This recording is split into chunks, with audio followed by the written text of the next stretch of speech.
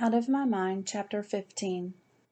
The next morning, we get the first snowfall of the season. Big, fat flakes fall outside the windows of room H5. Freddie zooms over and touches the windows. Nice, he says. Mrs. Shannon rolls all of us closer so we can watch the snow accumulate on the grass and trees. It's really pretty. Even Jill seems to relax. "We gonna play in the snow?" asked Maria. "No, Maria, it's too cold to go play outside. But guess what? It's getting close to Christmas." Maria cheers. "I've heard it's some sort of tradition around here to decorate this old styrofoam snowman," Mrs. Shannon continues, and she makes a face as she pulls Sydney's head out of his box. Maria starts to hug it, but Mrs. Shannon stops her and says, "I believe in the smell of fresh pine trees at holiday time and real candy canes and popcorn garland, and tomorrow I'm bringing in a real tree and we're going to make it beautiful." Freddie and Carl slap palms. Maria looks disappointed for a moment, but she seems to forget about the snowman as Mrs. Shannon gives everyone a soft piece of chocolate candy. She wisely stuffs Sydney back in the box. While Mrs. Shannon shows the rest of the class how to make proper snowflakes, Catherine and I sit together in front of one of the chunky classroom computers and do web searches on communication devices. It's so slow. Sometimes it gets jammed up and stalls and we have to reboot it and start all over. Room H5 always gets the big old leftover computers that the other classrooms no longer want. Catherine and I research all kinds of electronic talking and communication devices that have been designed for people like me. Lots of them seem as chunky and awkward as our room computer. Some look really complicated. All of them are expensive. Crazy expensive. Some of the websites don't even list the prices, like they're afraid to specify how much the things cost. The devices that use a standard computer keyboard wouldn't work. I'd have no way to hit the individual keys. I'd need something that would work with just my thumbs. We find adapted computers, talking boards that speak the words, push-button systems, and even devices that work with blinks and head nods. Finally, we find something called a Medi-Talker that looks like a possibility. It has spaces big enough for my thumbs to get into and millions of words and phrases already built into it. I watch a video online of a boy about my age using one. Even though he clearly has no voice of his own, this little box lets him tell all the details of his recent birthday party. I get so excited that my legs start kicking and my arms start flailing and I look like some kind of a crazy human helicopter. Catherine prints out the information and tucks it into the book bag that is attached to the back of my chair. "Good luck, Melody," she whispers as she leaves for the day. When I get off the bus after school, Mrs. V is waiting for me as usual. I almost twist out of my seat trying to point to my bag to let her know I have something important in it. "Hold your horses," says Miss V. "Since when are you so excited to do homework? What's got you all in a tizzy today?" I just grin and kick, and after my snack of caramel candy first and a tuna melt last, and after Penny, who has just gotten up from her nap, eats her applesauce, Mrs. V finally pulls the papers out of the bag. "Well, this is exactly what you need," Miss V says, slapping the printouts onto the table after reading them. "No wonder you're all fired up."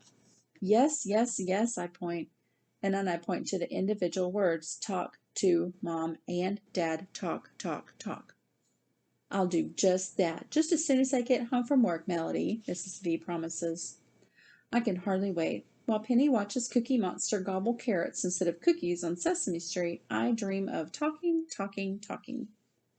When Mom picks us up, Mrs. V is true to her word, and she not only shows Mom the printouts, but even has her computer already set to the web page where the Medi-Talker is advertised and sold. Penny sits on Mom's lap and keeps pushing the computer keys, messing up the display, which is getting on my nerves. But Mom watches the video that shows the people actually talking and cracking jokes and even going to college by using that machine. Mrs. V explains to Mom how this is exactly right for me, and Mom, instead of being practical and sensible and thrifty, like she usually is, seems to agree. "Looks like the insurance will cover about half the cost," she muses as she navigates the website. "Let me talk to Chuck. This is long overdue." "Tonight?" I ask from my board. "Yeah, tonight," Mom says, giving me a squeeze. But nothing happens right away in my world. Mom fills out the online application for the machine the next day and sends it in. And I wait. And then I have to ask my doctor to fax in a prescription. I've heard of prescriptions for antibiotics, but for machines? That just seems crazy. Who would ever want a machine unless they needed it? I wait. Next, we have to get approval from the insurance company. More paperwork and more phone calls and more questions and answers. I wait. A parental financial statement has to be turned in. You've got to be kidding. Why did they make it so complicated? I wait. The medical form was missing one signature and has to be resubmitted. I wait. One last approval from the school official has to be turned in. I wait. I realize I've been waiting for this thing my whole life. Finally, on the Wednesday before Christmas, the Metatalker arrives. I need no other gift. When I get home from school, Mrs. V tells me that she hurried to my house when she saw the UPS truck pulling up in our driveway. She signed for the package and brought it into her house for safekeeping. The huge brown box sits there taped and secure, and it is addressed to me. I wiggle and squeal and insist we open it right away, and I can feel one of my tornadoes coming on. Spastic City, here I come. Calm down, Mellow Yellow, said Mrs. V, placing a hand on my shoulder. But I can't relax. Open, I tap. Well, your mom knew you'd be impatient, Miss V says, so when I called her to say it arrived, she told me it was okay for us to open it. I feel like I was going to have a heart attack watching Mrs. V carefully open the edges of the box.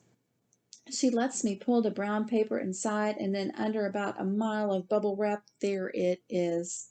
The Medi-Talker. Smaller than I expected, and it's only the size of my wheelchair tray, but it's sleek and shiny and cool to the touch, and it's like a butterfly ready to unfold its wings. Oh boy, I can't wait to try it. Mrs. V plugs it into the wall outlet to charge the battery, and then pulls out the huge booklet of directions.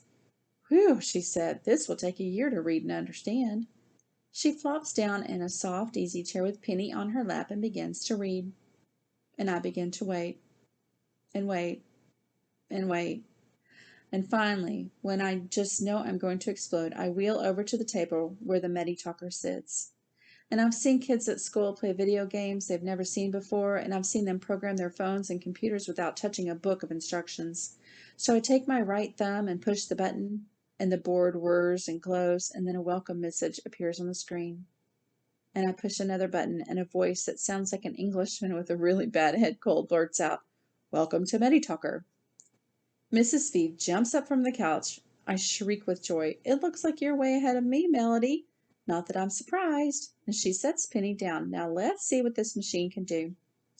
I feel like Christopher Columbus bumping into America. It had been there all the time, but he was the first one from his world to find it. I wonder if his heart had beat as fast as mine. We quickly discover the Medi-Talker has more than a dozen levels, all easily reached with just one button. So on level 1, we program in the names of everyone I know, my name and all the members of my family, kids, teachers at my school, my doctors, neighbors, parents, friends, and of course Mrs. V.